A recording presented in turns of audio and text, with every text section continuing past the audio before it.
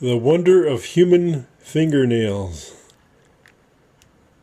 I always wondered how I would get into this iPearl, and thankfully I was looking for some plastic shims and stuff, but thankfully my nails are in pretty good shape right now. I couldn't have done this 3 months ago.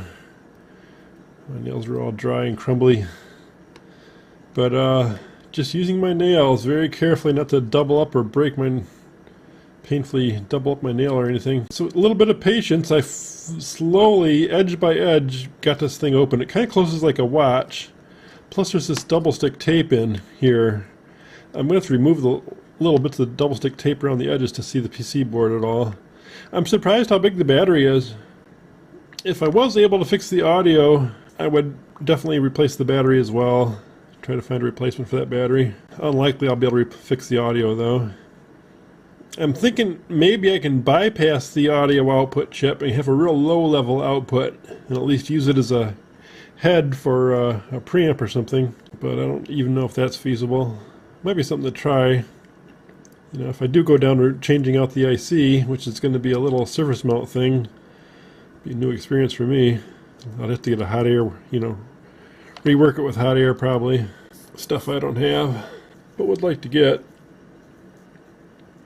Anywho, no harm in taking the thing apart. I'm probably going to buy another unit. They've progressed over the 10 years. A lot of the newer ones support the lossless and have really good, output fidelity. Even some of these Chinese no-name. There's a Chinese no-name one that's like $100 in a titanium shell. It's getting pretty good ratings that I'm considering. Sony makes a lot of nice ones, but they're pretty high for what they are. Next, it revealed to me that there's actually tabs, and this layer here comes out with little tabs all the way every quarter inch or so, maybe. I was thinking, oh, I didn't need to peel this back off. It's just a matter of getting those tabs all depressed. But I see now that there's some Phillips screws here. Little tiny 1, 2, 3. There's only one here. Kind of odd. So you do have to take this off, and then you have to get the Phillips screws out, and then you got to work your way around and pop this ring off.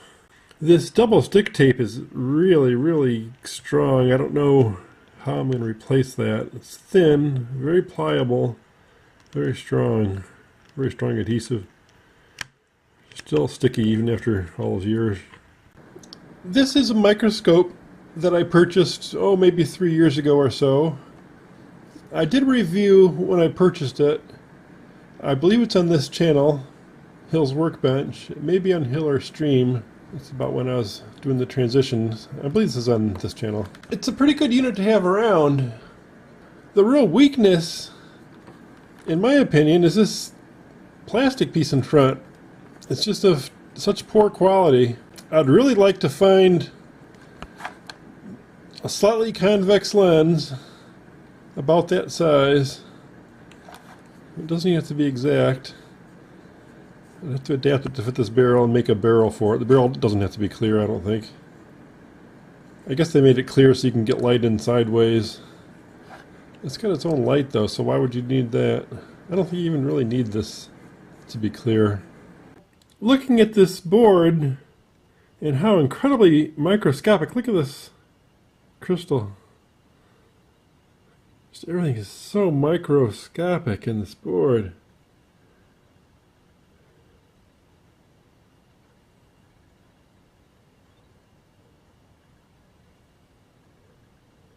And I was thinking to myself, well, what would they do different today? If this is 10-year-old technology, what would there be here today? I mean, this is pretty freaking advanced. What else can you do? Well, then I thought in a flash, you know what would be here? A big blank PC board with a cob right in the middle. A little epoxy blob. Maybe a couple of them even on a PC board. I'm also having trouble figuring out where the power amp is. Originally I saw these two guys, thought, a couple discrete output transistors? That couldn't be, or discrete, mono amps or something. It's a stereo thing, so it's got to be 4. These are just diodes, I believe.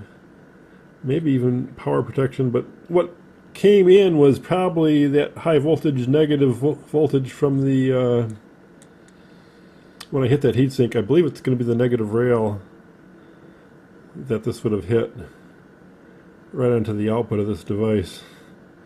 So it probably blew its chip, unless it blew something more passive.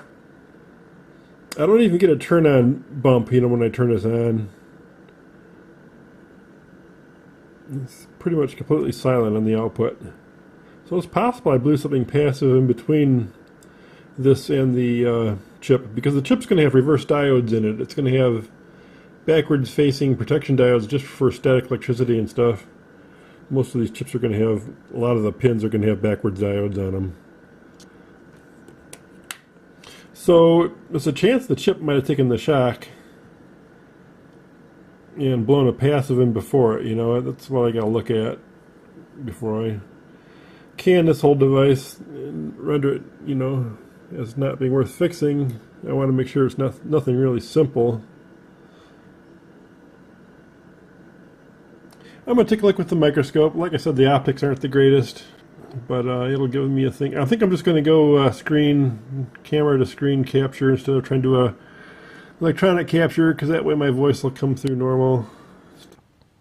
So yeah, these two big devices here, maybe I get some opinions that look like diodes, but I'm kind of guessing 224V. We just have one contact on each side, right? Yeah, I think it's one contact. I don't know why it's so blurry. Let me see if we can get close. I need to focus a little. I think I'm set for real close. This guy, maybe this is a microphone. I was wondering what this thing was with the thing on top. Oh, this must be a little mic, or maybe speaker. I don't think this thing ever beeped at me, though. I think it does have a mic for doing recordings. Okay, so that's what that is. And I believe those two big guys are diodes. This is right by the earphone jack. That's why I'm looking for power components. At the end of the earphone jack, what do we got here? S4.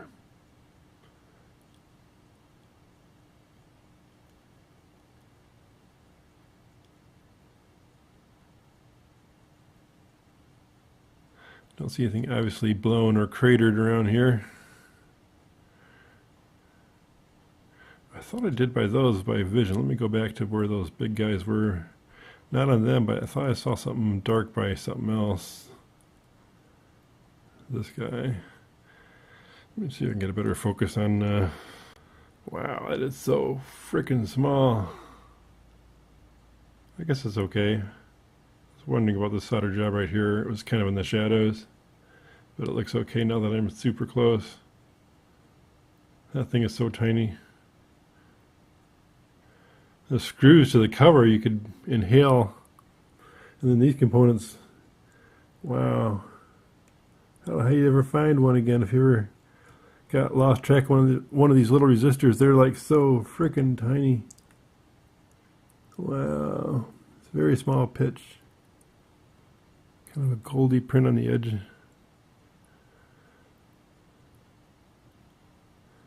Well, these wires look like monsters, but they're just thin little battery wires. Of course, it all powers up and works okay, so the logic and the power should all be straight. I really need to concentrate on stuff right near the earphone jack, I would believe.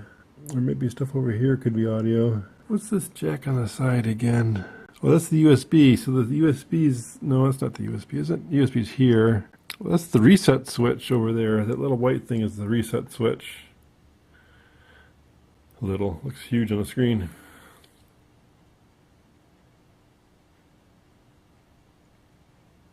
Where's the transistor? What a weird little solder job on that. Let me see if I can get closer. So you can get a pretty good image out of this little microscope. It's too bad they chinched out on the last detail, that clear piece in the end. If it was a little higher quality, this microscope would be much better. And now that I'm zoomed in, I can see everything looks normal here on this transistor. I thought I saw a weird solder job on top. You know how you interpret that number there. Is that a 2SA? in weird order. A2SHB. S with a line on top.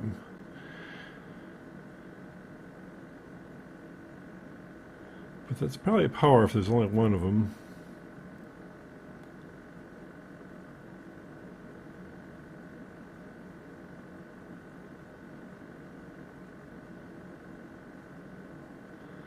So I'm kind of wondering where the audio comes from. If it just comes out of one of the big chips, you'd think it would have a separate audio power amp somewhere. Maybe that's it. Maybe that chip's pretty big. That's a huge chip.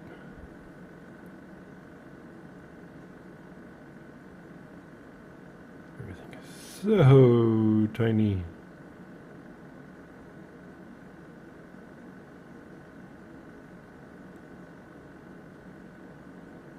Okay, what's going on here? Nope. I don't really see anything visibly flaky, which is unfortunate.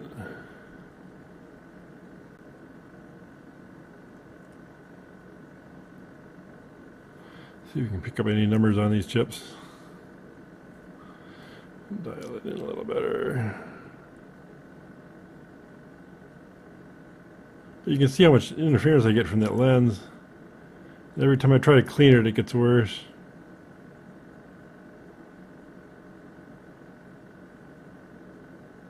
A glass lens would be a huge improvement.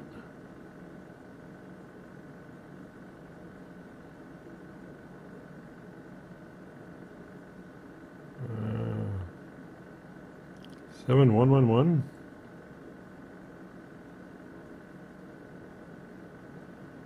Wow.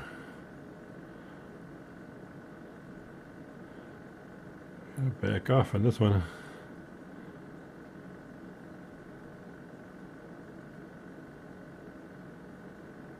Anyway, pretty cool little microscope if only they hadn't screwed up that one little detail.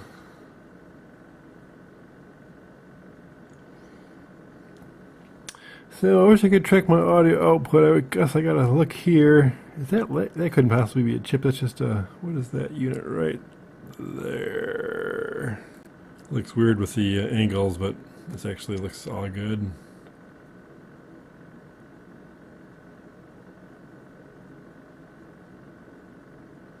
That one almost looks a little dry. That's probably fine though.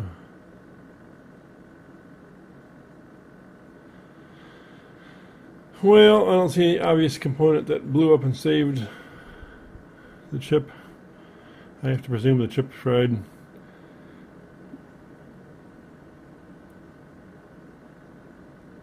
Let's see, try the one-shot feature on this thing.